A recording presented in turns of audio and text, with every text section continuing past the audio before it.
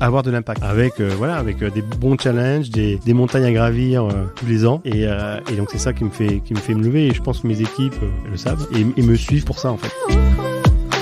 On a mis en place un système d'apprentissage, c'est-à-dire que tous les jeudis après-midi, ce qu'on appelle les craftoming, toutes les équipes tech font du Zoom pour travailler, pour apprendre quelque chose. Et le challenge, ça a été vraiment de créer une équipe multiculturelle. C'était ma fierté. Personnellement, c'était vraiment ce côté multiculturel qui est vraiment intéressant parce qu'on a à peu près 31 nationalités à la tech chez Manowano. Je suis Pierre L'Hôpitalier, cofondateur de Kaibi, société spécialisée dans le digital et le développement applicatif. Ces 15 dernières années, j'ai eu la chance de rencontrer de nombreux CTOs et talents du monde de l'IT qui le sont devenus. Aujourd'hui, je leur donne la parole et ils nous donnent leur vision.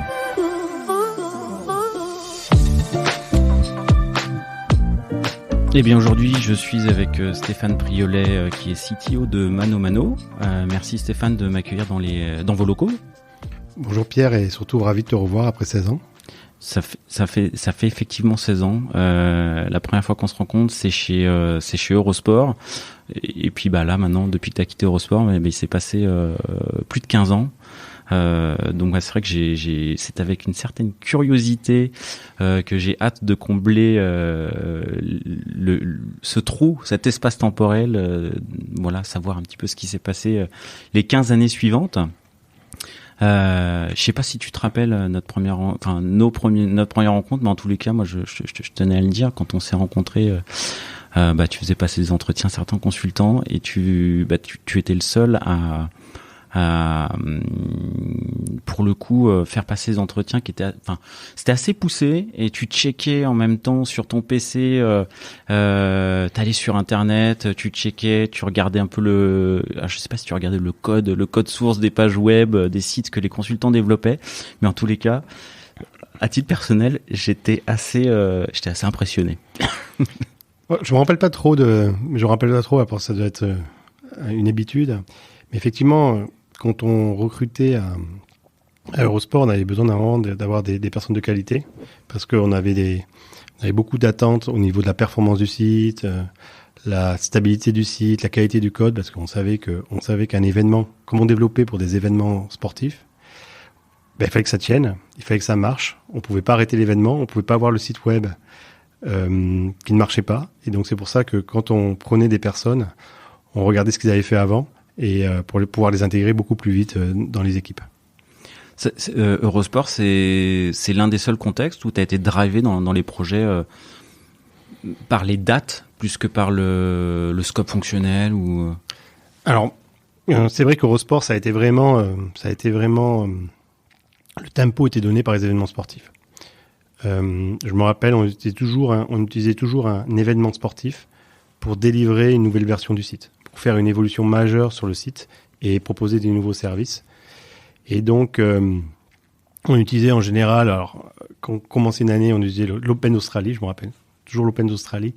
Et après, les gros événements sportifs, on faisait même des sites dédiés aux couleurs de l'événement et surtout, comme Eurosport était aussi basé sur de la publicité, aux couleurs des marques. Et on proposait aux marques un branding différent pour les événements.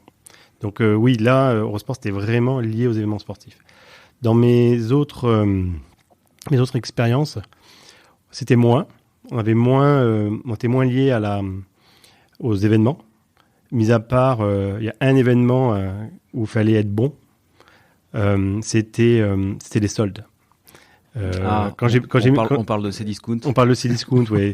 Alors tout le monde se rappelle des soldes de Cdiscount. C'est toujours avec un slogan différent des autres, avec une mise en page différente.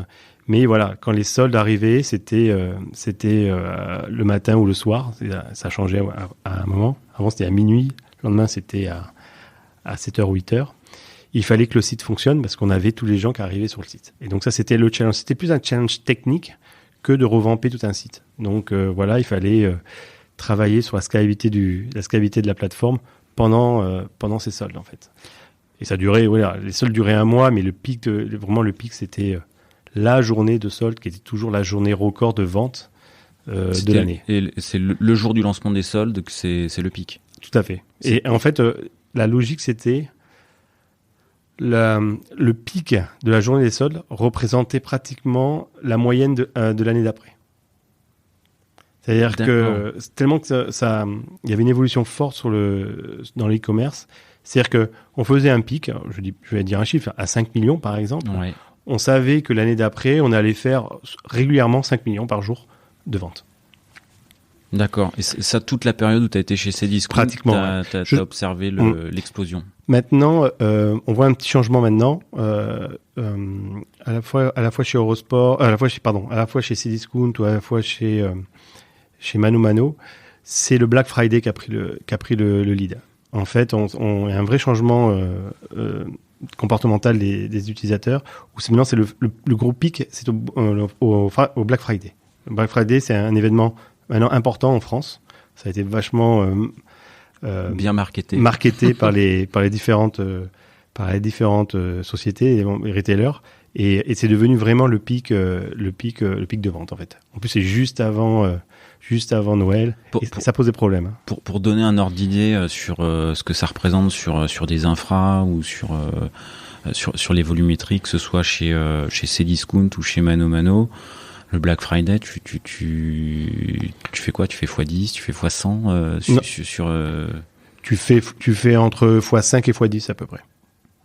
Entre x5 et x10. Ouais. Donc dis-toi qu'avant, t'avais pas le cloud. Ça, c'est juste une révolution importante, c'est que t'avais pas le cloud. Moi, je me rappelle, je vais vous raconter des petites anecdotes parce que c'est assez sympa, surtout chez Eurosport, parce qu'on avait ces mêmes problèmes de pic et de trafic chez Eurosport. Je me rappelle toujours du Tour de France. L'étape de l'Alpe d'Huez qui était hyper suivie par tout le monde. Alors quand il y avait Ulrich, l'Allemand, il y avait tous des Allemands qui venaient. Et c'est là où on a commencé à avoir nos gros problèmes de scale chez Eurosport, où on a vu que vraiment, c'est à l'époque, c'est comme ça l'émergence de l'Internet. Et il a fallu gérer ça. Et je me rappelle, on n'avait pas de data center. C'était au rez-de-chaussée à Eurosport, et on mettait des ordinateurs de bureau. Dans la nuit, de bureau. Oui, on mettait des ordinateurs de bureau comme serveurs dans la nuit qu'on raquait. Alors, on raquait pas, on les posait pour créer pour avoir de la capacité pour pouvoir servir nos clients. Donc voilà, mais bon, c'est un peu les ancêtres de l'internet, mais c'est des anecdotes qui forgent un lien entre les équipes. Même maintenant, on se parle, on se raconte ça quand on se retrouve entre anciens d'Eurosport. Ah merde les gars, demain c'est l'Alpe d'Huez. Faut qu'on aille au sous-sol mettre les PC en cluster. C'était ça. Après bon, on s'est surtout industrialisé, mais c'était le début, oui, c'était comme ça. Je me rappelle, c'était des ordinateurs qu'après on a enlevé quand ça a baissé, et on les redonnait à des utilisateurs qui venaient travailler chez Eurosport. D'accord. Ah non, c'est rigolo, je savais pas. Tu vois, j'avais en tête chez Eurosport que vous utilisiez des CDN type Akamai, notamment pour tout ce qui était fournir le cache statique. Alors le CDN Akamai, on l'a utilisé en 2004, 2005, 2006 à peu près, donc un peu plus tard. Et en fait, c'était obligatoire d'utiliser. En fait, oui, pour le streaming vidéo. C'était le début du streaming, on appelait ça le broadband à l'époque. C'était le début du streaming vidéo. Et les Jeux Olympiques, le CEO nous disait, voilà, vous avez le droit de diffuser des vidéos des Jeux Olympiques, mais il faut que ça soit utilisé par Akamai. Et c'était à l'époque la seule société qui pouvait fournir une qualité dans tous les pays où on diffusait les JO. Donc voilà, c'était pour ça qu'on utilisait les Akamai. Le service était top, et ça nous permettait à la fois de diffuser en fonction il n'y avait pas de la fibre partout à l'époque, hein. Il fallait gérer l'ADSL, il fallait gérer les modems 56, donc il y avait des vitesses différentes et tout le monde n'avait pas la 3G, il n'y avait pas la 3G aussi. Et donc c'était intéressant parce que la technologie d'Akamai pouvait en fait gérer la qualité en fonction du débit. Donc ça, c'était bien. C'était adapté pour ça, d'accord. Tout à fait. Puis après, il y avait un point qui était important, c'était la sécurité. Il avait un système de sécurité pour éviter que les vidéos des Jeux Olympiques se retrouvent partout. Donc voilà, donc c'est pour ça que Akamai était le fournisseur officiel du CIO, et donc on les utilisait. Comme on avait utilisé cette technologie pour les Jeux Olympiques, ben après on l'utilisait de plus en plus pour la diffusion de la Coupe du Monde, des buts de la Coupe du Monde, pour la diffusion. On avait fait la Coupe de l'América à l'époque. Okay. Ouais. On avait développé tout un site pour la Coupe de l'América qui se passait à Valence, je me rappelle. Et voilà, et donc c'est pour ça qu'on utilisait Akamai. Akamai pour la vidéo, pour commencer. Et après, effectivement, il y a eu tous les systèmes de cache statique, le Edge d'Akamai. Ok, et bon, maintenant je crois qu'il y a le cloud qui aide bien aussi pour tout ce qui est volumétrie et volumétrie et sécurité aussi, ça fonctionne bien. Est-ce que après, moi je me suis toujours posé la question, après Eurosport, tu pars, c'est Cdiscount à Bordeaux, c'est quoi le moteur? C'est le cadre, c'est le poste, c'est les deux? C'est les deux. J'ai passé 6 ans chez Eurosport. Ça a été 6 ans fabuleuses. 6 années fabuleuses. Pourquoi ? Je me suis retrouvé, et moi, on en parlera après sûrement, mais dans un environnement complètement multiculturel. Je sortais de chez Bouygues Construction. Ah oui. À développer des applications pour les chantiers. Donc c'était sur Palm Pilot, je me rappelle. Et j'ai voulu aller chez Eurosport parce que c'était une des sociétés du groupe TF1, donc du groupe Bouygues, ouais. qui était vraiment international. On parlait qu'en anglais, on travaillait dans plusieurs langues, en anglais essentiellement, mais le site c'était dans 7 pays au début. On avait commencé dans les 7 pays européens où, en fait, Eurosport était diffusé, donc c'était intéressant. Il y avait un vrai challenge international dès le début. Et donc, c'est pour ça que moi, je me suis éclaté chez Eurosport. Et le deuxième point, c'est que, effectivement, j'aime beaucoup le sport, donc on avait des télés partout, donc c'était assez marrant. Et les contraintes de sport qu'il fallait gérer, quand on avait développé une base de données, je me rappelle, pour mettre tous les résultats sportifs. Donc, il fallait modéliser tous les sports, tous les résultats des sports en base de données. Donc, c'était des challenges vachement intéressants. Et donc, voilà. Donc, j'ai fait pendant 6 ans, je me suis occupé de cette équipe. On a toujours mis en place les nouvelles technologies qui arrivaient. Donc, voilà, je disais l'histoire d'Akamai, mais après, à l'époque, il y a eu le WAP. Il a fallu faire le WAP sur mobile, l'iMode. Comme en plus l'iMode, c'était une filiale du groupe Bouygues. C'était Bouygues Télécom, donc il fallait faire un site dédié. Il y avait l'émergence des alertes par SMS. Donc voilà, il va faire tout un système d'alerting pour les résultats sportifs, etc., etc. Et donc on a toujours suivi ces innovations technologiques. Et la différence par rapport à d'autres chaînes télé, ça c'est grâce aux dirigeants d'Eurosport. Ils ont toujours voulu tout ce qui était ce qu'on appelait nouveaux médias, nous c'était Internet, broadband, etc. a toujours été près de la chaîne traditionnelle. C'est-à-dire qu'on avait des passerelles. Par exemple, les résultats qu'on vous voyez défiler sur la chaîne Eurosport venaient des personnes des journalistes qui s'occupaient de la plateforme web. Donc, c'était vachement intéressant parce qu'il y avait une synergie entre les équipes fabuleuse. Et donc voilà, donc j'ai fait 6 ans. Je me suis régalé et je me suis dit, voilà, tu connais bien maintenant tout ce qui est éditorial, toutes les problématiques autour de la vidéo, des journalistes, etc. J'ai eu l'opportunité de rejoindre Cdiscount pour aller sur d'autres domaines dans le monde du digital. C'était le e-commerce que je connaissais pas du tout. La seule chose que je connaissais, c'était la technologie. C'était .NET aussi. C'était à l'époque ASP. Ah oui. Après, on a émigré en .NET. Et oui, c'est toute la technologie que je connaissais, mais je connaissais pas du tout les fonctionnalités du e-commerce, comment on faisait un panier, le tunnel d'achat, les modes de livraison, etc., etc. Et donc, ouais, c'était à Bordeaux. On attendait notre deuxième enfant avec ma femme. On s'est dit, go, allez, on va tenter Bordeaux, et on s'est bien plu puisqu'on est resté 9 ans. 9 ans chez Cdiscount. 9 ans chez Discount avec... j'ai suivi toutes les phases de scale de Cdiscount. Alors c'est vrai que toi quand t'arrives, c'est vrai qu'aujourd'hui dans l'imaginaire, Cdiscount aujourd'hui c'est une énorme machine, c'est énorme. Quand toi t'y arrives en 2006, alors c'est ton premier poste de CTO? Non, c'était pas mon premier poste de CTO. Je suis arrivé comme directeur des développements chez Cdiscount. Et t'as évolué J'ai évolué comme j'ai fini CTO de Cdiscount. Et pendant toutes ces années, oui, il a fallu. C'était le début de Cdiscount.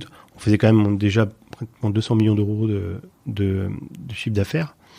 Moi, je suis arrivé, c'était le CTO de l'époque m'a dit t'es là, t'as commencé à mettre du .NET chez Eurosport. Vas-y, il faut migrer la plateforme en .NET parce que son ASP, ça va s'arrêter. Et donc, il faut migrer la plateforme en .NET. Et donc, voilà, c'était un de mes premiers projets. On était 14 à la tech. Donc, ça fait pas beaucoup. Non, ça fait pas beaucoup. Par rapport à aujourd'hui, je sais pas combien c'est aujourd'hui, mais c'est... Je crois qu'ils sont 800, d'après ce que j'ai lu dans un article. Et entre 600 et 800. Donc, on a commencé à 14. Et là, il a fallu tout structurer l'équipe pour faire cette migration. Qui a pris un peu de temps parce que migrer une technologie, migrer une plateforme dans une nouvelle technologie sans aucun arrêt des systèmes. Il n'y en a pas eu. Il n'y en a pas eu. Non, il n'y en a pas eu puisqu'on l'a fait par étapes. Surtout que c'était une start-up. Rien n'était écrit en règles de gestion, toutes les règles de gestion n'étaient pas écrites, donc il fallait les découvrir en faisant du reverse engineering. Donc ça prend beaucoup plus de temps parce que voilà, qu'est-ce qui a été fait, pourquoi c'est comme ça. Ça a été sûrement développé un vendredi soir à 19h parce que quelqu'un a eu une bonne idée et en général, les meilleures fonctionnalités sont développées le vendredi soir à 19h. Parce qu'il y a la petite lumière du vendredi avant le week-end. Et donc voilà, donc ça a pris un peu de temps. Mais voilà, on a migré toute la plateforme en .NET. On avait commencé par le funnel d'achat parce que c'était il y avait moins de trafic. Et deux, on pouvait vraiment le séparer entre la partie browsing, navigation sur le site et quand je me log sur le site, je vais dans le funnel d'achat. Donc voilà, au fur et à mesure, on ouvrait en pourcentage. C'est-à-dire, on va mettre 5%, 10%, etc. On regardait les taux d'erreur, des performances. On comparait certains KPI type les taux de conversion, conversion panier, conversion paiement, conversion. Vous vous êtes servi de la refonte du tunnel pour faire de l'A/B testing sur la nouvelle solution, quoi. Exactement. L'idée c'était on voulait pas redesigner complètement le site parce qu'on voulait pouvoir tester ce qui était testable. Parce que si tu redesignes le site en même temps, tu as du mal à comparer l'avant-l'après. L'avant-l'après. Et voilà, on a fait ça. Ça a pris plus de temps que prévu. Hein. Ça a pris. L'équipe n'était pas dédiée à 100% sur la migration, donc il a fallu gérer les nouvelles fonctionnalités parce que quand tu es dans une société comme Cdiscount ou ManoMano ou même Privalia, on peut pas s'arrêter, on peut pas faire du freeze technologique. On est obligé de continuer à développer des nouvelles fonctionnalités pour le business parce que sinon après il y a des compétiteurs autour de nous. Et on doit toujours avoir un temps d'avance. Donc, il faut toujours gérer le quotidien versus la transformation. C'est vraiment, on marche sur deux jambes. Et les deux jambes sont importantes, en fait. Donc, voilà. Donc, on a terminé la migration. Et après, on rappelle, le patron de Cdiscount arrive et dit, non, on va faire une marketplace. Et donc, à peine terminé la migration .NET, hop, on a lancé le gros chantier d'une marketplace chez Cdiscount. Et donc voilà, donc ça s'arrête jamais en fait chez Cdiscount. C'est ça qui est bien aussi. Hein. C'est pour ça que j'y ai été et que j'ai apprécié. C'est ça qui amorce une phase de scale, le fait de vouloir lancer le chantier marketplace. Non, en fait, Cdiscount était toujours en scale. Moi, je me rappelle, au tout début de Cdiscount, tout le monde y allait parce qu'il y avait les CD à 1 euro ou les DVD à 1 euro. Je ne sais pas si tu t'en rappelles. Ça faisait avec un design pas possible. Ils ont toujours eu une belle croissance. Mais on savait qu'à un moment, la marketplace allait émerger. C'était d'abord que chez Amazon. Et Amazon, c'était un des compétiteurs principaux de Cdiscount. Et on s'est dit, non, voilà, il faut commencer à amorcer amorcer un changement, au moins rajouter la fonctionnalité marketplace pour des sellers qui souhaiteraient vendre leurs produits chez Cdiscount. Donc voilà. Donc pour moi, c'est une logique, une évolution de la plateforme, de la société normale. On voit que maintenant il y a pas mal de marketplace et on voit que la Fnac l'avait sorti en même temps à peu près. Il y avait Fnac, Cdiscount Fnac, Cdiscount et Amazon. Et donc voilà. Il y a eu d'autres scales. Les scales, ça a été surtout la partie organisation. Parce que tu passes de 14 personnes à quand tu quittes, il y a combien de personnes à l'IT? Quand je quitte, il y avait pratiquement 350 personnes à l'IT. En 9 ans. En 9 ans, tu fais x20, quoi. Ouais. Et avec les problèmes d'organisation, de scale et tous les process pour délivrer de la valeur, pour pas devenir un éléphant, hein, pour rester agile. C'est quoi il y a des petits murs que tu t'es pris, des difficultés, des choses que tu refais différemment, ou parce que pour passer de 15 à 3, enfin c'est fou, quoi. Ouais, en fait, ce qui est important, il y a deux choses qui sont importantes pour scaler comme ça. C'est l'organisation. Comment on organise les équipes pour les rendre les moins dépendantes les unes des autres. Ça, on s'est pris les pieds dans le tapis où on commençait à développer, les autres équipes n'étaient pas synchronisées, la personne qui s'occupait du checkout n'avait pas pris en compte les problématiques d'un projet. Et donc ça c'était la première chose, c'est vraiment l'organisation. Comment on organise le travail. C'est pour ça qu'on avait commencé à faire de l'agilité chez Cdiscount, en prenant des petites équipes et en mettant des Scrum Masters, et on avait mis une équipe sur le checkout par exemple, où on travaillait que sur ça, l'optimisation du checkout. Ça c'était le premier mur. Le deuxième mur, c'est la qualité. C'est-à-dire que quand t'as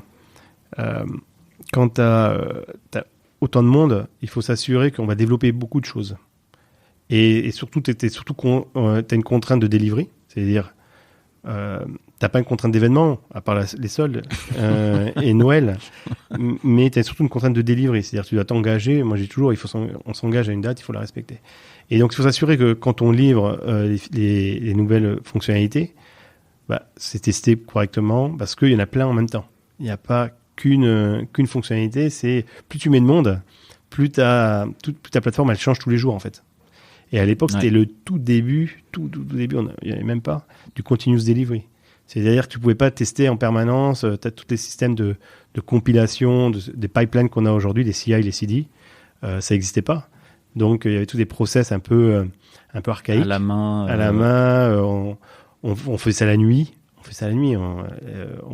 Quand on réalisait une fois par mois ou par trimestre. On est par trimestre pour commencer et par mois après. Et on réalisait la nuit, en fait. À minuit, 1h du matin, on avait une équipe qui arrivait, qui réalisait entre un mois et un trimestre de dev. Et là, il faut s'assurer que ça marche. Donc, on avait mis tout un process pour le faire. Mais voilà, ça c'était parce qu'on s'est pris des murs, on détectait les bugs trop tard, etc., etc. Donc ça, moi j'ai appris, vraiment, on a besoin de mettre en place des process de développement, du build, pour éviter toutes ces problématiques de scale, en fait. Donc ça, c'était complètement intégré dans l'orga, des équipes de testing, des équipes intégration, test fonctionnel. Tout à fait, on avait des équipes alors, comme c'était moins, il y avait moins c'était le début. Moi, quand je suis parti, on commençait à faire du DevOps, et on avait peu de squad ou de FT. Donc, il y avait d'un côté les équipes core qui développaient, d'autres les équipes intégration qui intégraient, de l'autre côté les équipes qui faisaient toute la partie build, etc. C'était trop siloté. Mais c'était comme ça avant. Donc, on a décidé de casser ce silo pour être beaucoup plus agile. Il y a eu des décisions, les 2-3 décisions les plus importantes chez Cdiscount que tu as eu à prendre. Alors, les décisions que j'ai eu à prendre, à un moment, il a fallu, on voyait l'arrivée du mobile. Premier iPhone, j'étais chez Cdiscount, le premier iPhone. Je crois que c'est en 2010, non ? 2009 ou 2010. On doit pas être loin, ouais. Par là, je me rappelle plus trop. Ben là, qu'est-ce qu'on va faire il faut développer notre application là, parce que il faut être innovant sur ce sujet-là. Et en plus, comme Syscoon, il y a beaucoup d'offres de vente flash, etc. Donc c'est vraiment des achats presque impulsifs. Donc l'application pouvait vachement aider pour l'acte d'achat. Donc là, une première décision, ça a été il faut passer la plateforme en API. Donc on a été développer tout un système d'orchestration. Donc ça, il a fallu. Pourquoi tu devais développer toute la plateforme en API pour que ta couche de communication puisse renvoyer vers une application vers une app mobile, iOS ou Android. Donc ça a été la première chose. Donc ça pour moi ça a été c'était un peu novateur. La deuxième décision, c'était l'émergence de la data. En fait, on était parti aux États-Unis faire un geek trip. On appelle ça un geek trip, non ? On est allé voir des sociétés avec lesquelles on travaillait américaines, dans la Silicon Valley et à Seattle. On travaillait avec Microsoft, donc on faisait parfois on appelle des EBC. Et on sentait l'émergence de la data. C'est-à-dire que, et avec des nouveaux concepts. Au sens big data, data science. Parce qu'avant, la data, moi je me rappelle, c'était des serveurs qui coûtaient hyper cher. Et tu les mettais, des gros serveurs, des compliance qui coûtaient hyper cher et tu n'avais pas de community hardware. Donc la data, à part ton BI, un business intelligence, c'est tout ce que tu avais. Et donc on avait vu toute cette technologie autour de la community hardware, Hadoop, etc. Et donc moi je me suis rentré aux États-Unis, je me dis la data, il va falloir y aller là. Il va falloir vraiment passer à l'échelle avec toute la partie aussi. Alors ça, c'est la partie un peu ce que j'appelle la data factory, mais il y avait tout le sujet autour de la partie data science, comment commencer à développer des modèles. Alors c'était en R, en R avant, maintenant c'est plutôt en Python. Et donc on a commencé à décision, c'était allons-y quoi. Allons-y, il faut y aller. Et on avait commencé je crois qu'on était un des premiers dans le monde de l'internet à avoir notre première plateforme Big Data. Alors, elle faisait pas grand-chose au début. Hein. On faisait quelques re-rankings de search, etc., etc. Mais on a été un novateur dans cette partie-là. Les use cases, du coup, les use cases à succès sur la data que vous analysiez. Ouais, c'était le cross-selling, c'est qu'on pouvait proposer, et la partie re-ranking du search. C'est-à-dire quand vous avez plusieurs millions de produits dans votre base de données, ou dans votre moteur de recherche, comment proposer le produit le plus pertinent à vos clients. Et donc on analysait un peu les comportements de clic, et on se dit non, en fait ce produit-là il est cliqué beaucoup, et on va le mettre en meilleure position, avec des critères. Et ça ça a été un des algos qui marchait le mieux. Et les algos qui sous-tendent la personne qui a acheté cet article va également acheter cet article. C'est ce qu'on appelle le cross-sell. On propose. Ah ouais, on n'oblige pas à acheter. On propose.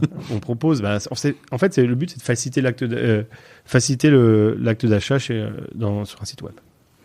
J'imagine c'est des problématiques qui aujourd'hui n'en sont pas à leur balbutiement chez ManoMano, quoi. Du coup, la partie data, analyse de la data, re-ranking, cross-selling, c'est aussi des sujets qu'il faut adresser. Maintenant, je trouve que l'évolution, c'est l'évolution technologique. Alors, les problématiques de data science, c'est toujours les mêmes. Développer des modèles, etc. Mais la technologie est beaucoup plus simple qu'avant. Si je compare un serveur Hadoop qui est vraiment pas simple à gérer, à maintenir, faut s'assurer que nous, en plus, c'était on-premise, c'est-à-dire qu'on avait nos propres serveurs Hadoop. Là, maintenant, avec les technologies proposées et par les différents providers de cloud, c'est beaucoup plus facile. On est plus concentré sur la valeur que sur la partie technique. Sur la partie concentré sur la partie use case, quoi. Exactement. Moins de temps sur la partie un peu la tuyauterie, quoi. La tuyauterie, elle est sur étagère, il n'y a plus qu'à utiliser. Ok. Si on fait justement un fast forward sur ManoMano, du coup les use cases aujourd'hui vous vous concentrez sur la valeur. J'ai cru voir que ta casquette elle était à la fois CTO, à la fois CPO. Donc du coup, tu as une vision un peu produit et technique. Donc du coup, la partie use case est importante.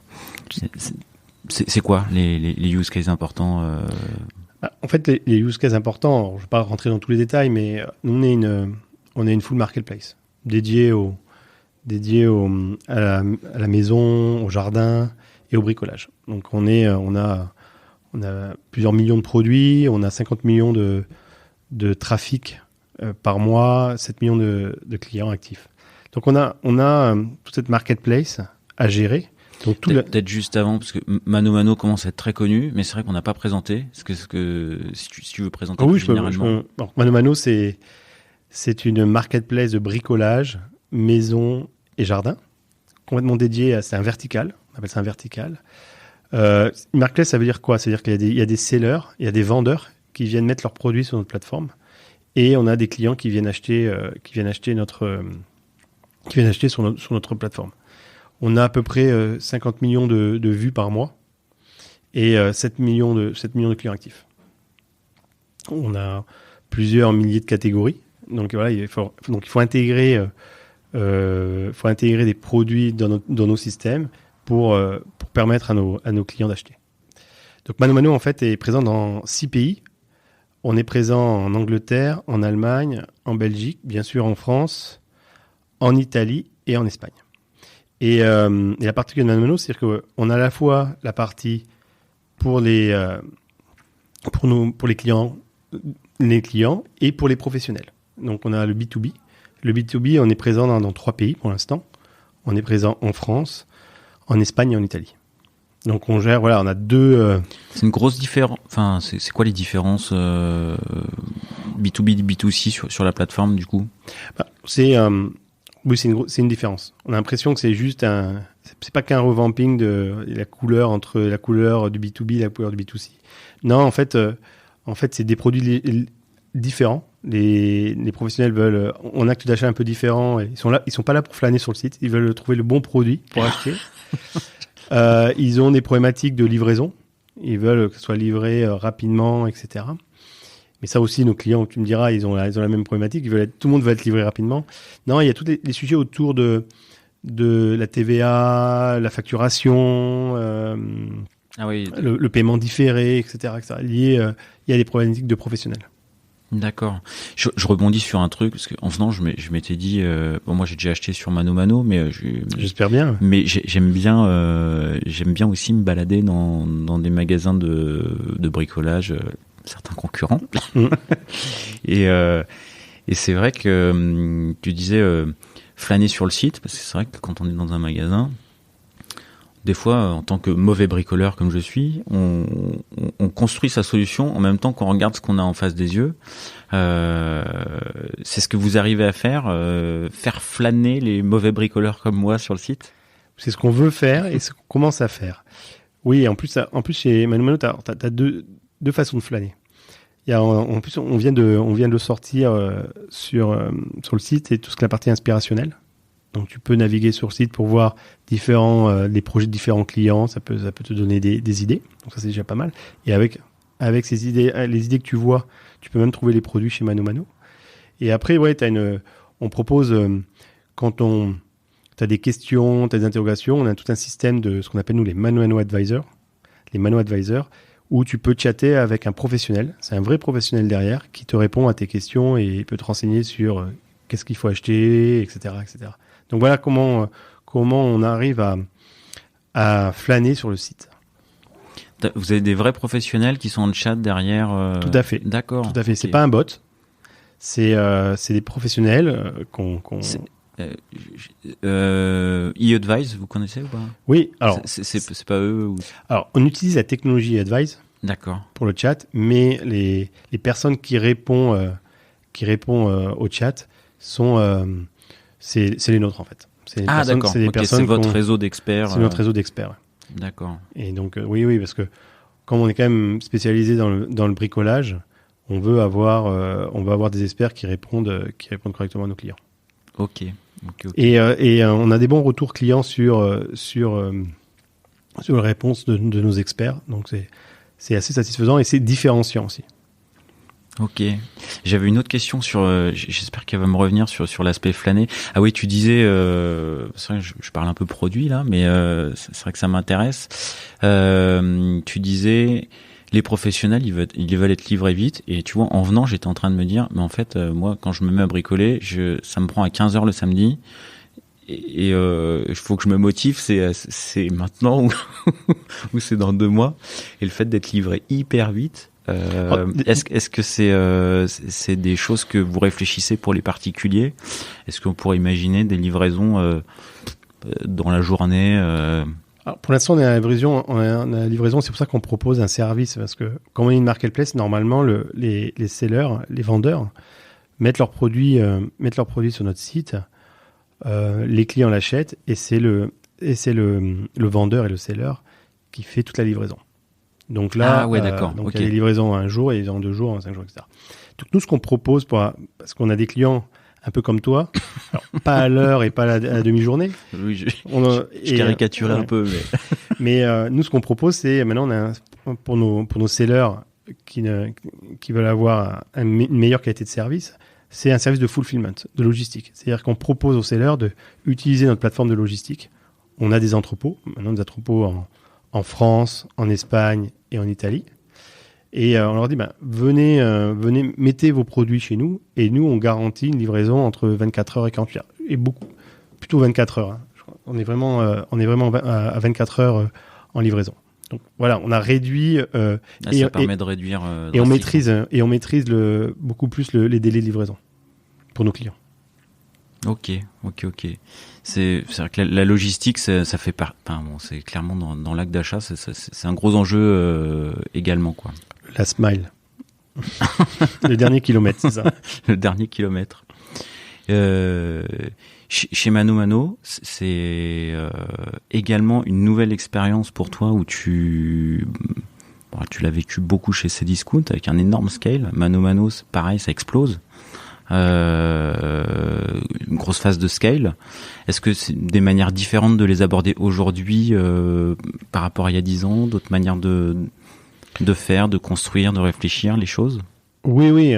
Alors oui, c'est du scale comme Cdiscount, mais la technologie a évolué depuis 10 ans. J'en parlais tout à l'heure sur la data, beaucoup plus rapide de monter une plateforme data digne de ce nom. Les méthodes de travail ont évolué. Les méthodes de builder une solution, de délivrer une solution. Les infrastructures ont évolué aussi. Chez Cdiscount, on était complètement on-premise, c'est-à-dire on avait nos propres data centers, donc il fallait acheter les serveurs 6 mois à l'avance pour les avoir et pour être prêt pour les soldes. Tandis que là, on a vraiment une approche complètement cloud. Donc ça, c'est les gros changements. C'est les méthodes de travail avec l'émergence de l'agilité, où il y a de plus en plus de personnes formées à l'agilité. Les nouvelles technologies, les nouvelles façons de hoster ou de mettre le site et tous les composants avec le cloud et les façons de développer. Donc ça, c'est nouveau et je peux pas appliquer la recette que j'ai appris chez Cdiscount parce que ça marche pas. En parallèle, il y a des choses qui restent. Moi, quand je suis arrivé, quand j'arrive en général pour scaler une entreprise, pour scaler le business, la première chose, je veux savoir si la plateforme tient. Ça, c'est un peu mon passé Eurosport et Cdiscount, où est-ce qu'on a la capacité d'avoir un taux de disponibilité de 99,99 pour le site. Parce que un site, nous, Mano Mano, un site qui tombe, un site qui ne fonctionne pas, c'est du business perdu. C'est des clients pas contents, c'est sellers qui vendent pas, etc., etc. Donc il faut nous, on est à la tech, donc il faut avoir un service up tout le temps, ou le moins possible de downtime. Donc ça se joue c'est principalement les infras là du coup. Là c'est principalement les infras et la petite anecdote que je peux raconter là, c'est quand je suis arrivé, on est chez Mano Mano, bon, petite start-up qui avait un scale fort déjà. il faisait déjà pas mal de millions d'euros de business volume, mais hébergé chez un petit hébergeur, on-premise. Ok, j'ai dit et on avait une volonté de continuer à scaler. J'ai dit j'ai pris la décision. Tu me parlais tout à l'heure de quelles sont les décisions que j'ai prises chez Cdiscount. Chez ManoMano, j'ai pris la décision on va migrer dans le cloud. Je crois que je suis arrivé le 1er octobre, fait un petit peu un audit en interne et début janvier ou début décembre, j'ai pris la décision, on va migrer dans le cloud et il faut qu'on migre avant les Black Friday de l'année d'après. Donc il fallait qu'on migre en moins d'un an. En moins d'un an, avec des technologies qu'il fallait mettre en place. Vous êtes parti sur de l'AWS ou... On est parti sur AWS parce que c'était la solution qui était la mieux adaptée pour le retail. Et où on trouvait des compétences plus facilement. Il y a des fonctionnalités des AWS spéciales, pas spécial, pour le retail, mais comme ça vient de chez Amazon, ils ont construit la solution vraiment orientée. Donc c'était intéressant de l'utiliser. Donc on est parti sur ça. L'objectif c'était de migrer avant Black Friday. Quand on dit migrer avant Black Friday, c'est au moins un mois avant pour voir il ne manquait pas des choses. Et on avait une transformation. Alors on n'a pas du tout transformé l'application, on l'a adaptée parce que si on faisait cette transformation, ça allait prendre des années parce que c'est un peu le problème qu'on a eu. Là, j'ai appris des erreurs d'avant. La partie .NET où on a tout développé from scratch avec aucune connaissance des fonctionnalités déjà en place. Donc, il aurait fallu faire du reverse engineering. Donc, on s'est dit, on prend l'application, on la migre dans le cloud avec tous les systèmes d'auto-scaling pour pouvoir scaler. C'est ça qu'on a développé. Tout le scripting de la plateforme. Il a fallu scripter toute la plateforme. C'est-à-dire que l'idée, c'était je déploie l'application rapidement. Et donc, on a réussi à faire ça sans downtime, puisqu'on avait, à un moment, on avait les bases de données qui étaient chez AWS et les fronts qui étaient chez notre hébergeur local. Et on a migré, je me rappelle encore la date, c'était le 22 octobre 2019. Impeccable, le Black Friday arrive, tout se passe bien. Bon, le Black Friday, on a fait que 3 fois dans le trafic normal, 3-4 fois le trafic normal. C'est bien déjà. Ouais. Sauf que j'avais rien prévu, je préfère le dire, sauf que 4 mois après arrive le confinement. Ah, qui a été une aubaine pour le bricolage ou pas? Oui, on a eu pas mal, on a eu du trafic. Les gens ont été confinés, donc se sont équipés, sont équipés en bricolage. Et donc on est arrivé à avoir des pics de 7 fois, 8 fois le trafic au quotidien. Parce que les gens voulaient acheter, parce qu'ils voulaient bricoler chez eux, ils étaient enfermés chez eux, donc ils voulaient bricoler. Et donc voilà, donc c'est une petite anecdote assez marrante, c'est que sans le cloud, là on n'aurait pas fait ce trafic-là. Donc c'était voilà. Moi mon premier rôle, c'est de dire comment on garantit la disponibilité de la plateforme. C'est le premier point. Après, quand tu travailles dans une scale, tu scales au niveau trafic,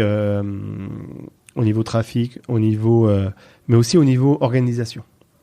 C'est trafic, fonctionnalité et organisation. Moi, je mets ces trois piliers.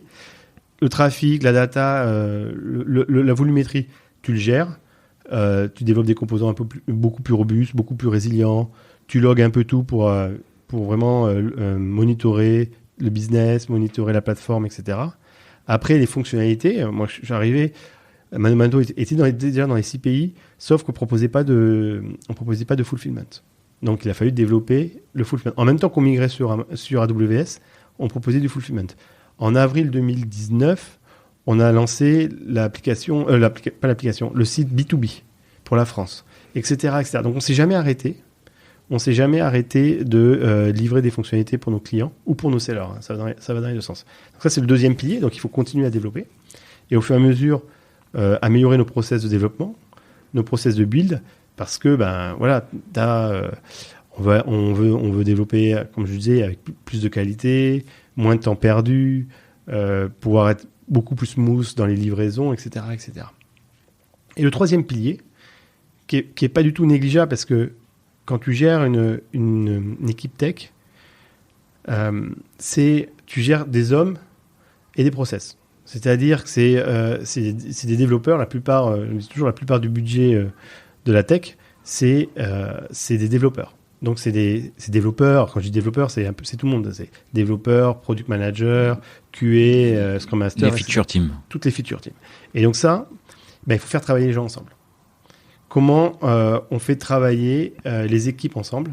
Comment on gère la dépendance entre les équipes? Comment on processise ce travail-là pour que ça soit smooth, pour que les équipes ne sont pas en attente du développement d'un autre, etc., etc. Et donc ça, c'est ce scale aussi à faire au niveau de tout ce qui est méthodologie de travail pour permettre de continuer à garder cette agilité. Et ça a été mon point. Ça a été mon point lorsqu'on a scalé. Moi, je suis arrivé, on était 100 chez ManoMano. On est plus de 400 maintenant et on va continuer à grossir. Et donc là, l'organisation que tu as à 100, ou une organisation type Spotify, je dois te parler de Spotify, les tribes, des équipes autonomes, etc., tu te rends compte qu'à 400, il faut un niveau de plus d'organisation. Parce que quand tu dis un niveau de plus, c'est un niveau managérial, un niveau de coordination. De coordination. Ok. En fait, tu as des coordinations au niveau des équipes, tu as une organisation coordination au niveau de la tribe, et maintenant tu as une organisation qui est au niveau plus de la tech business, pour s'assurer qu'on ait... Les dépendances entre les équipes, les infos transitent, quoi. Les infos transitent, les objectifs soient partagés entre toutes les équipes, qu'on soit aligné sur les mêmes focus pour la société, et que avant même de commencer nos quarters, il y a un alignement entre les équipes et les tribes pour être sûr qu'on puisse délivrer la priorité qu'on a définie lors du planning. Et sur la partie orga, j'en profite parce que ManoMano, je crois que vous êtes plus que multisite, du coup, vous êtes multisite. C'était Paris il y a quelques années, mais maintenant c'est Paris, Bordeaux, Barcelone aussi un peu. Tout à fait. Et maintenant, on a même le full remote, avec ce qu'on appelle le Work at Home. Je trouve génial ce nom, Work at Home.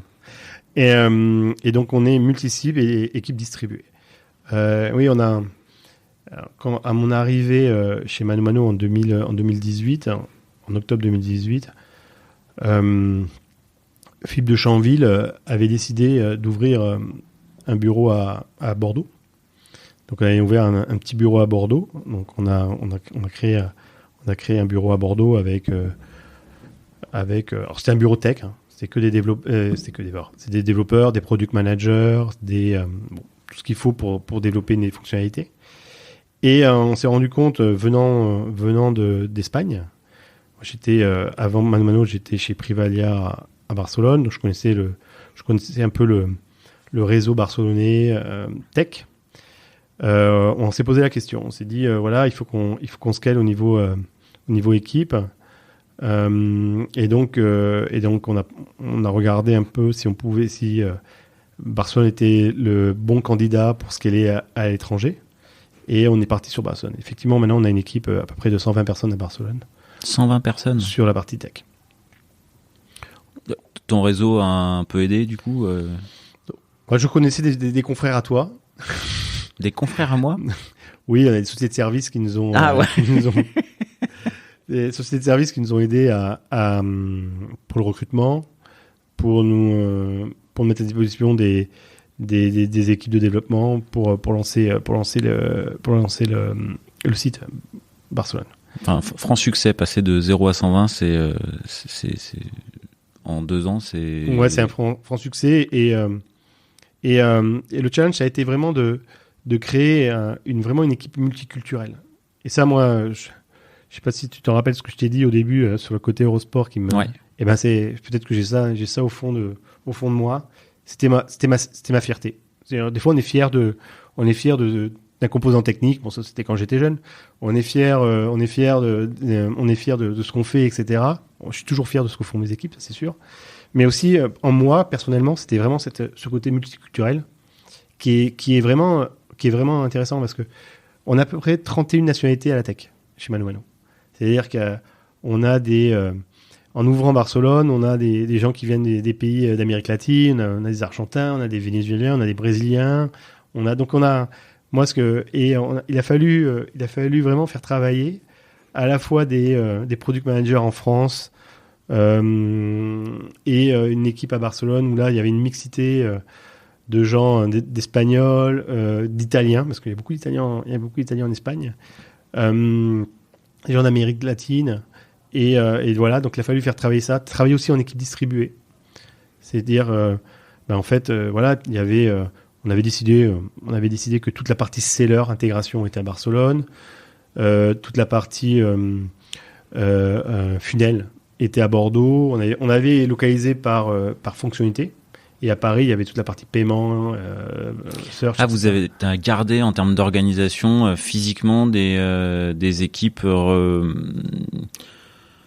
qui, sur des briques fonctionnelles, étaient géographiquement basées à peu près au même endroit, quoi. Ouais, tout à fait, parce que c'était plus simple au début.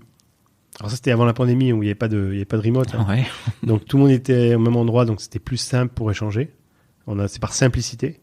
Et ça a fonctionné parce que l'idée, c'est d'avoir vraiment des feature teams ou des squads complètement autonomes en termes de profil technique. On mettait toujours un PM, un lead tech, des développeurs, un QA, un Scrum Master et un SRE. Donc ils étaient complètement autonomes en termes de delivery de leur feature. Donc ça, c'était ça qui était intéressant. Et donc c'est pour ça que pour faciliter les choses, parce que c'était quand même un gros changement pour ManoMano, on s'était dit, on a mis un principe de base, c'est tout le monde au même endroit. Il y en avait juste une exception sur le product manager, parce qu'on se disait, le product manager, il peut faire la passerelle avec la tech, mais avec le business, il faut mieux qu'il soit près du business pour échanger sur différentes problématiques, des explorations à faire en termes de produits, etc., etc. Donc voilà, on avait fait ça. Maintenant, je te cache pas qu'avec la pandémie, où on a mis 100% des équipes en full remote du jour au lendemain, le jeudi au vendredi, avec le lancement de notre programme Workatom, où en fait c'est assez simple. On propose aux salariés de choisir le nombre de jours qu'ils veulent être en remote. Ils peuvent prendre un jour par semaine, 2 jours, jusqu'à 5 jours. Donc ça, c'est intéressant. Donc maintenant, ça permet en Espagne ou en France, on a des gens qui sont à Marseille, à Lyon, et pourtant on n'a pas de site là-bas, à Toulouse, on a pas mal à Toulouse. Et en Espagne, on a des gens en Galice, en Andalousie, etc., etc. Donc c'est à l'embauche que il y a un choix qui est donné, et par contre, faut le... C'est à l'embauche, non, l'employé peut le changer. D'accord, ok, c'est hyper flexible. C'est hyper flexible. C'est... Okay. On demande, voilà, on a des points, des temps de rencontre où là, tout le monde revient au bureau et il y a des off-site, etc. pour les équipes pour quand même créer une cohésion d'équipe. Mais tout le monde a le choix en fait. Et du coup, il y avait une logique un peu géographique sur sur tes feature teams, qui est cassée un petit peu, qui permet de la flexibilité. Je dis cassé, c'est plus le terme péjoratif. Du coup, ça fonctionne bien comme ça? Ça fonctionne bien comme ça. On est vigilant, on regarde, mais oui, de toute façon, moi on devait aller sur du full remote. On a changé de paradigme là, avec la pandémie. On devait y aller. C'est un no-brainer. On devait y aller. Et donc, au lieu de se dire, non, on n'y va pas, on va perdre en performance, etc., on a plutôt en productivité ou en cohésion d'équipe, etc. Maintenant, en fait, l'idée, c'est de dire, on y va et on travaille pour créer cette cohésion d'équipe. Donc, c'est pour ça qu'on a... Et t'en fais une arme de recrutement. Et on fait... on fait surtout un argument de recrutement. Une arme, non. Mais un argument de recrutement où ça permet d'aller chercher des talents un peu plus loin qu'autour de Paris, de Bordeaux et de Barcelone. Et donc voilà, et il y a les outils. On a appris pendant 2 ans et demi, pendant 2 ans, à travailler en remote. Je veux pas dire qu'on est parfait, mais voilà, on s'améliore, on propose des solutions, avec notre système de notre framework de delivery qui s'appelle Max. On a des temps de rencontre sur 2-3 jours où on va les faire en présentiel. C'est-à-dire qu'on va réunir les gens. C'est quoi? C'est tous les mois? C'est tous les quarters. Tous les quarters, il y a 3 jours. Il y a 3 jours sur la partie planning pour définir les dépendances, pour que les gens travaillent ensemble, etc., etc. Donc ça, on fait ça tous les quarters. Et il y a aussi des temps d'off-site pour les équipes où ils font des événements. Donc ça, c'est la partie, je veux dire, présentielle. Après, ce qu'on fait, ça a été ma volonté quand je suis arrivé. Et ça, c'est pareil, j'ai appris de chez Cdiscount. C'est que, comme je te le disais, on est dans la tech, c'est quand même, c'est que autour de l'humain. C'est-à-dire, je disais que le budget, chez nous, c'est 85%, c'est plus de 80% que de l'humain. C'est-à-dire, c'est des personnes qui travaillent pour mano mano, etc. Donc, comme c'est au cœur de la tech, on propose des choses différentes. Ce qu'on faisait pas avant. Ce que je faisais pas avant chez Cdiscount, c'est on a mis en place des systèmes de. Moi, je pense que un tech est obligé d'apprendre. Quelqu'un qui travaille dans la tech, que ce soit au produit, à la QA, il y a des frameworks qui évoluent, il y a des nouvelles méthodes de travail, il y a de l'inspiration de peers à l'étranger, ce qui se passe dans nos autres pays. Je disais, Tu fais toujours les geek trips? Depuis la pandémie, non. Avant, oui, on faisait moi, je partais de temps en temps voir ce qui se passait. Maintenant, mais on va le reprendre quand ça sera fini. Non, oui, on a besoin de s'inspirer de ce qui se passe ailleurs, parce que je pense qu'il faut rester humble devant la technologie. Ça avance, ça évolue, et donc c'est pour ça que on a mis en place, pour moi, l'humain est important. On a mis en place un système d'apprentissage. C'est-à-dire que tous les jeudis après-midi, ce qu'on appelle les crafternoons, tous les jeudis après-midi, même en remote, et c'est là où les équipes se retrouvent, ils font pas du Zoom pour faire du Zoom autour d'un delivery ou d'une feature, ils font du Zoom pour travailler, pour apprendre quelque chose. Et donc, tous les jeudis après-midi, toutes les équipes tech se retrouvent sur des sujets qui définissent entre elles, en petits groupes, etc., sur des thématiques. C'est cross-équipe. C'est cross-équipe. On casse tous les silos, là. Parce qu'on veut... Quand tu es dans un mode agile, tu as beaucoup de silos, en fait. Oui. Et donc, à un moment, il faut casser les silos parce qu'il faut que les gens se parlent, les gens se connaissent. Il y a besoin de l'organiser, ça? Ou ça s'organise tout seul? Enfin, grosso modo, il y a une initiative, il y a une possibilité qui est laissée. Mais est-ce qu'il y a besoin d'impulsion ou... Pour l'instant, non. Alors, on a au sein de Mano Mano, on a des craftsmanship, des gens qui aident qui aident les développeurs dans les méthodes de travail, dans des nouvelles méthodologies, dans des process, dans du coaching, etc. Donc, c'est eux qui impulsent le rythme à ces craftsmen. D'accord. Après, le produit, ils sont pas de craftsman. Le produit, ils travaillent sur des thématiques qu'ils décident entre eux. Il y a quelqu'un qui prend le lead sur une thématique et il propose quelque chose le jeudi après-midi. Il y a d'autres personnes, tiens, là, j'ai un problème sur cette façon de travailler cette semaine-là, tiens, je vais voir un craftsman si quelqu'un peut m'aider. Et ça commence à s'auto-réguler. Donc et on a sorti des nouvelles façons de travailler venant de ces jeudis après-midi. Donc c'est utile pour les équipes parce que voilà, pendant une après-midi, elles sortent de leur quotidien et ça leur permet de rencontrer du monde, d'apprendre. Et je pense que c'est essentiel d'apprendre dans le métier. Donc c'est pour ça qu'on a, malgré bien qu'on ait mis le work at home où ça c'était une vraie volonté, on garde le lien avec les équipes et nos buts, c'est de continuer à les faire grandir. Et de désiloter.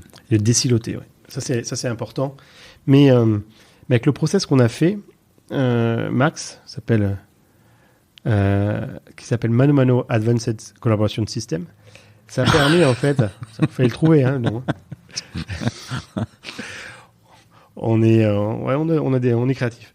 Non, en fait, l'idée, c'était vraiment ces temps dans ce process-là, cette méthodologie, c'est vraiment de la collaboration. Et ça, on l'a appris pour 2 raisons, en fait. Quand tu scales les équipes, tu passes de 100 à 400, tu as la fameuse loi de Dumber, qui dit que tu peux pas avoir X relations avec des gens. C'est-à-dire qu'à un moment, il y a tellement de monde que tu perds un peu la proximité. Donc, il y avait ça. Plus tu rajoutes la pandémie et le remote. Donc, tu as les 2 facteurs où les gens collaboraient, mais peut-être pas efficacement.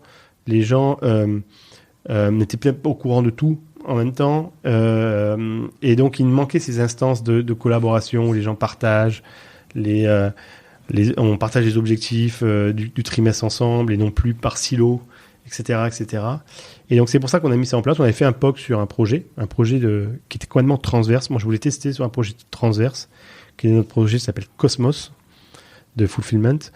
Et on a vu que ça marchait. Parce que là, ce projet-là, à un moment, dans des réunions, je sentais qu'il y avait l'équipe qui s'occupait des sellers n'était pas au courant de ce que faisait l'équipe de buyer. Et donc, il a fallu mettre en place un process qui est dans la logique de l'agilité. En fait, c'est juste que il faut un étage, un niveau, pour que au niveau de l'équipe tech, tout le monde sache ce qu'on fait pour le quarter et les dépendances, etc., etc. Et ça a permis vraiment une collaboration à la fois qui existait déjà entre toutes les équipes tech plus les équipes business.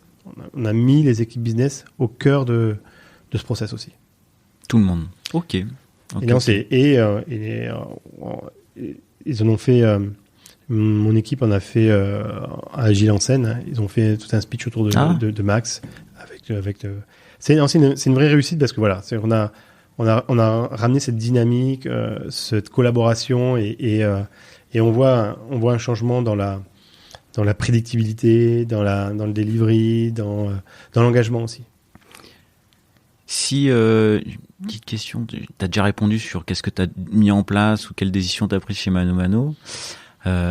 Imaginons, on se revoit pas dans 16 ans, on se revoit dans 2 ans.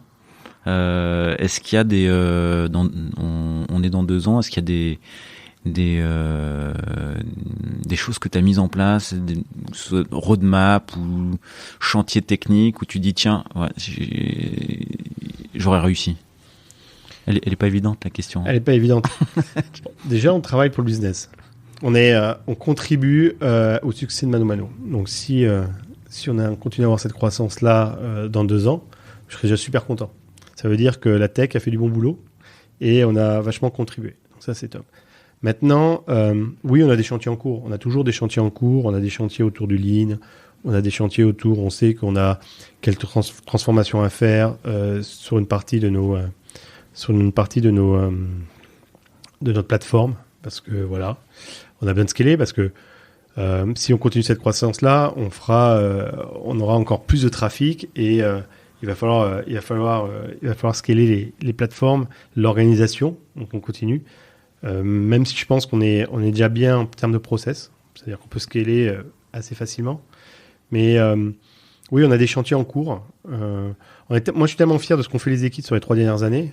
On était en on-premise, on est dans le cloud. On a refait complètement le site web. Je crois qu'on était 20e en performance dans le classement, le ranking du site. Maintenant, on est remonté à la 3e place, on est redescendu à la 5e, mais on sait on sait pourquoi, donc on va remonter. Mais voilà, on a un site qui est complètement mobile first et performant. On a lancé 2 applis, une pour le B2C, une pour le B2B dans 3 pays, pardon. Le 4e, ça va bientôt arriver. On a lancé on a proposé du fulfillment, etc. Et donc, je trouve qu'on a On a cranté l'équipe tech à un bon niveau et on doit continuer à le faire. Et ça, je peux que les remercier parce qu'ils ont vraiment été. C'était un vrai challenge parce qu'il a fallu vraiment transformer tout ça et avec une croissance à 100% en 2020 quand même. En 2020, on a fait 100% de croissance, donc avec le risque de pas faire tomber le site ou de bloquer les sellers dans leur mise à jour leur upload de produits. Maintenant, il reste des choses à faire. Niveau cybersécu, t'en as pas parlé. Est-ce qu'il y a eu des sujets ou est-ce que ça va être des chantiers Non, en fait, en cybersécu, ça a été. J'en ai pas parlé. Et j'ai pas de problème d'en parler parce que quand je suis arrivé chez Mano Mano, c'est une des premières choses que j'ai demandé à Philippe de Chambly. J'ai dit, il est où le RSSI Philippe me dit, mais tu crois qu'il en faut un? J'ai dit, oui, il en faut un, ouais. Je te confirme qu'il en faut un.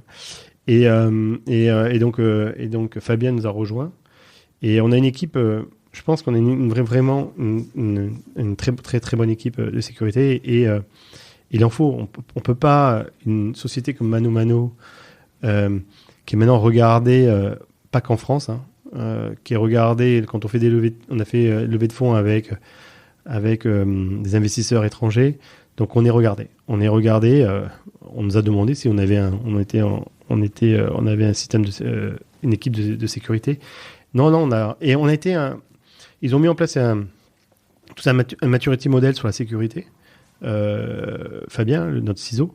Et on voit l'évolution. On était au rang 1 il y a 3 ans. Maintenant, on a vachement évolué. Et on propose même on est capable, on est les seuls à faire du KO engineering. On est les seuls à faire du KO engineering. Du KO engineering, c'est pas de la sécurité, mais c'est autre. Mais on est les seuls à faire du bug bounty. Tu sais ce que c'est que le bug bounty? Non. Par contre, le KO engineering, a priori, j'en parle dans 2 jours avec Christophe Rochefol. Christophe, tu te passeras le bonjour, je le connais. Vendredi à venir, du coup. Et alors, on pourrait, si jamais, on a Clément qui est chez nous, qui met en place ce qu'on appelle le Game Days. Tous les 2 fois par an, on fait notre KO engineering, c'est-à-dire quoi, on essaye de faire tomber la plateforme. Et donc il y a l'équipe les méchants et les gentils et donc voilà. Mais au niveau sécurité, on a vraiment mis en place des outils. Oui, c'est au cœur. La sécurité, c'est au cœur. Tu peux pas, nos clients peuvent pas acheter chez nous en sachant que on n'a pas un bon niveau de sécurité. Donc on a mis en plus quand c'est une société qui fait 1,2 milliard de business volume, on est obligé d'avoir un niveau de sécurité qui va avec. Donc les équipes ont mis les outils qu'il fallait, ont travaillé de plus en plus tôt dans le process de développement la sécurité pour éviter de découvrir des problèmes de sécurité plutôt en aval. Et ils ont mis en place, et là c'était courageux. J'avoue qu'au début, quand Fabien m'a proposé de le faire, je n'étais pas serein, mais on l'a fait et ça fait maintenant 2 ans et on augmente le montant. C'est-à-dire qu'on fait du bug bounty. Je sais pas si tu sais. Non, moi pas entendu parler. Le bug bounty, c'est simple, c'est qu'on propose sur des plateformes de rémunérer les gens qui nous hackent, les hackers.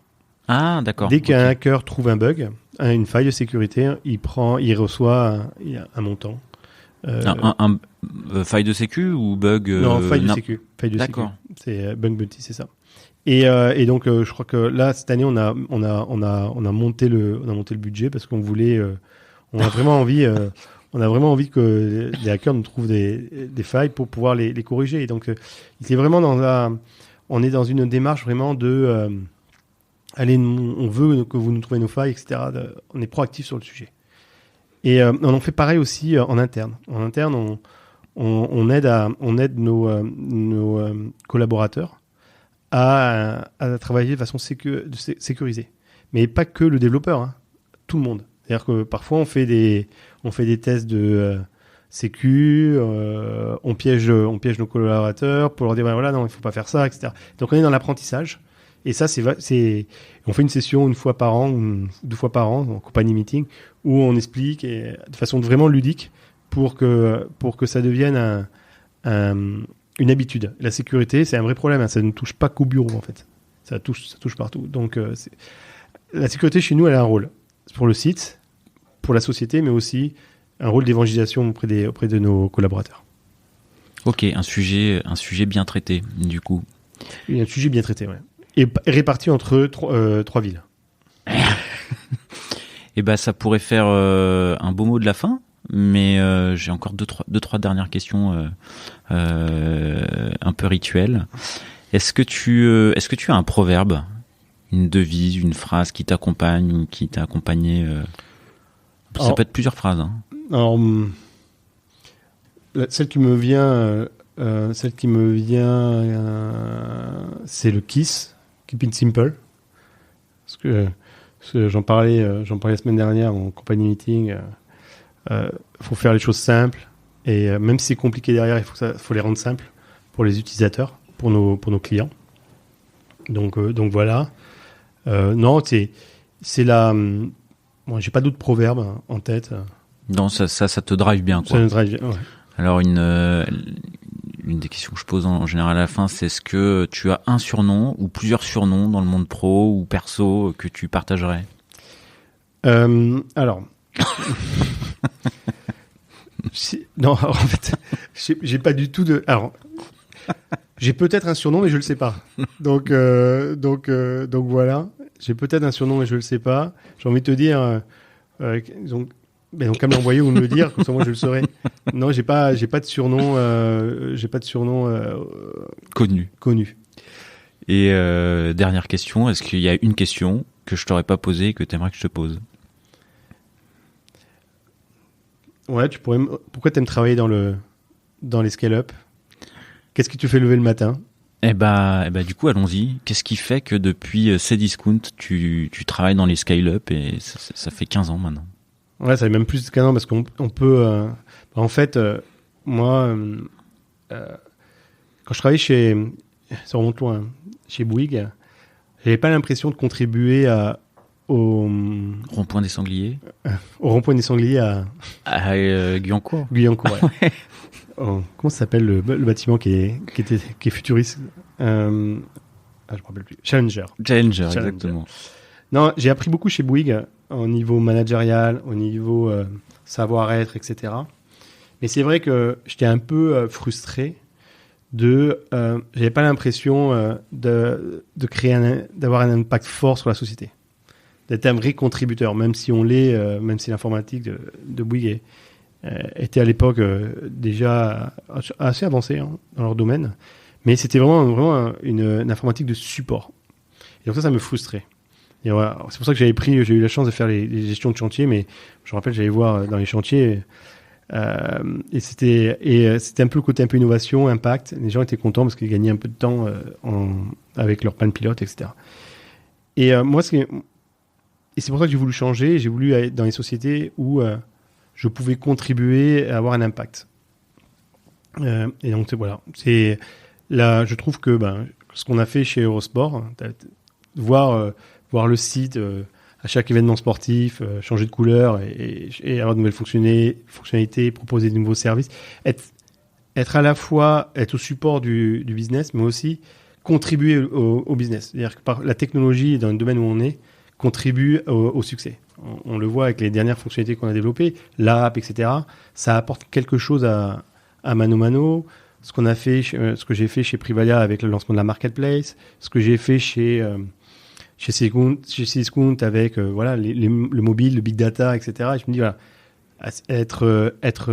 avoir de l'impact. Et ça c'est ce qui me fait c'est ce qui te fait kiffer. Ce qui me fait kiffer avec des bons challenges, des montagnes à gravir tous les ans et donc c'est ça qui me fait me lever et je pense que mes équipes le savent et me suivent pour ça en fait parce que on a envie de vraiment créer quelque chose. Eh ben, je te souhaite quelques années de kiff encore chez Mano Mano. Il y a l'air d'y avoir pas mal de challenges et pas mal d'ambition. Et peut-être qu'on s'en reparle, pas dans 16 ans. Pas dans 16 ans, non. J'espère, comme je suis sur Paris, tu pourras venir me voir au plaisir d'échanger ensemble. Avec sur plaisir. le KO Engineering, par exemple. Ça marche. Merci Pierre. À très bientôt. À bientôt. Au revoir. L'épisode est terminé, j'espère qu'il vous a plu, et si c'est le cas, c'est le moment de prendre 2 ou 3 secondes de plus pour 2 ou 3 clics. Un petit clic pour un pouce bleu, ou un petit clic pour un partage aux copains, ou un petit clic pour vous abonner et ne pas rater le prochain épisode. À très bientôt.